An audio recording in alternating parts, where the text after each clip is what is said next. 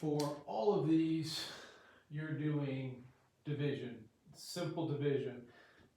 You're just gonna have to use your logic to figure out exactly how to answer the question.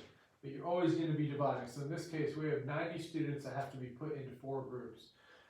What would the group sizes be? Well, if we did 90 divided by 4, 4 goes there, 22.5, I believe. Well, you can't split as much as I've wanted to, and as much as some of you probably need to. I can't split any of you in half.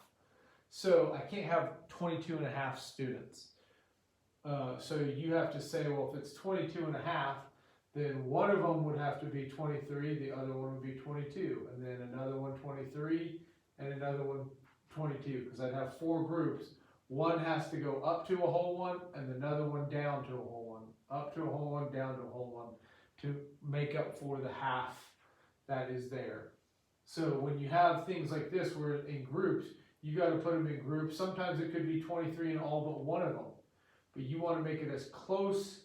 They have to be as close to the same amount in each group as possible, and you can't have a decimal if you're splitting up people. Here's one where it's movie tickets are $6. Aluna has $20. How many tickets can she buy? We do 20 divided by 6, which is going to be 3 point, and it doesn't matter after that. It's going to be 3 point something. I think it's going to be 3.3 forever. Because if I have 30 cents left over, or 33 cents left over, the movie theater is not going to allow me to buy a ticket. They don't care how nice I am or anything like that. And obviously, this is a cheap movie theater if you can get a ticket for $6. So she can only buy 3 tickets, because that's the amount she can pay full price for, is for 3 of them. This one, 28, the 8 is probably hard to see. 28 children need rides. Each van can hold 6 children. How many vans do we need? Well, if we did 28 divided by 6, we would get 4. Well, that would leave 3 children out, and so even though that van is not going to be full, to get all 28 children to where they need to go, you would have to have 5 vans. In that case, we would have to round up. This one we were kind of rounding down, this one we were rounding down, this one we're rounding up.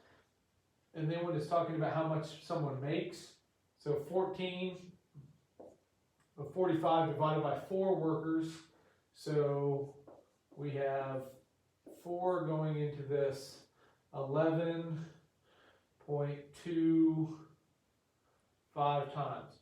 So everyone will get $11.25. Because it's talking about money, we can have a decimal. We can give out cents to divide it equally.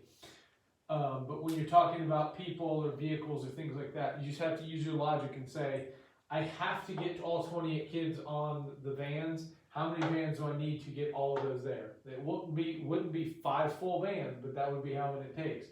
On this one, I have to have 4 groups that have to be as close in value. So I can't have all of them have 22 and a half kids.